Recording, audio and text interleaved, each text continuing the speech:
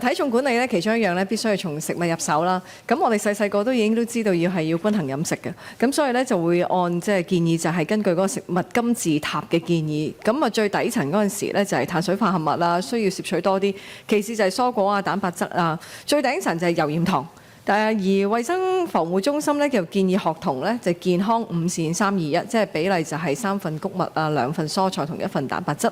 但我諗當局應該有留意到。科學界咧已經係開始提倡咧係減少攝取呢個碳水化合物，減少咧過度攝取熱量。美國咧今年初咧更加係更新咗佢哋嘅食物金字塔，係直情倒轉咗嘅，建議將個碳水化合物嘅攝取量咧係最少，蔬菜同蛋白質咧要比較多。咁我都知道其實因應我哋唔同地方嘅人嘅基因啦、生活習慣啦、體態都唔同嘅。咁但係我想問啦，我哋香港嘅食物金字塔已經沿用咗多年，我哋亦都有新嘅科學證據，衛生署或者食環署等等，其實會唔會再重新檢視呢個食物金字塔嘅組成？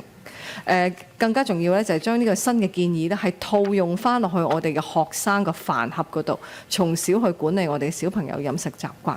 另一方面咧，我想關注就係學生健康服務啦。其實咧，學生衛生署嗰學生健康服務咧，會為超重嘅學生提供呢個健康建議嘅。咁我自己都有以前都有帶小朋友去呢一個服務。我想問一問，佢哋見到佢超重嘅時候咧，就咁就同個家長講：啊，你去見營養師啦咁樣。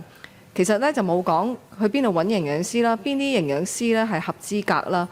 又或者可能相關營養師都會有一啲嘅團體係會員嘅名單等等。所以我想問一問當局咧，就係你哋手上有冇咧喺你哋嘅衛生健康服務裏面，以往係轉介咗幾多？可能你哋覺得佢已經肥胖嘅學生咧，係要接受呢個營養師嘅轉介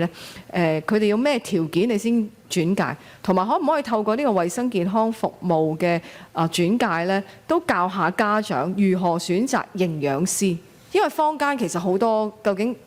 到唔到達標嘅營養師咧都唔知道，呢個都會好影響將來小朋友個健康。唔該。咁根據世衛咧喺2026年1月26號咧，其實最新發布嘅健康飲食建議咧，都係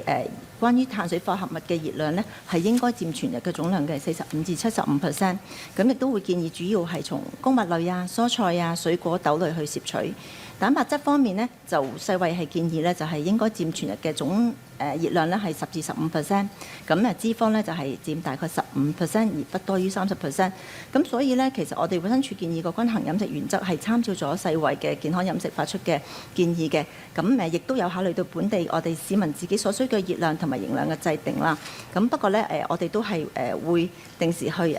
檢視同埋更新同埋制定適合咧係我哋自己本身係適用嘅健康嘅飲食原則。咁至於關於咧學童嗰個嘅健康啦，咁雖然我哋冇實質嘅數字，即係有幾多小朋友咧係轉介咗去營養師，咁但係咧我哋睇得到咧喺學生健康服務裏邊咧，差唔多咧係1/4至到1/5嘅小朋友咧，其實都係有肥胖或者超重嘅情況嘅。咁當喺前線嘅服務人員咧睇得到佢哋有咁嘅情況咧，佢哋都會轉介佢哋咧係去攞翻適切嘅服務。咁我哋亦都聽到其實好多學會啦或者係專家咧都好希望我哋第日咧可以強化翻咧就係等市民知道咧究竟點樣可以揾到一啲認可嘅營養師嘅。咁所以喺嚟緊嘅時間咧，我哋都會咧加強翻個教育啊，就係如果要去揾營養師，應該點揾，去邊度揾？咁呢一個資訊咧，我哋都希望可以俾翻市民嘅。咁但係我哋通常都會建議佢哋揾喺認可嗰個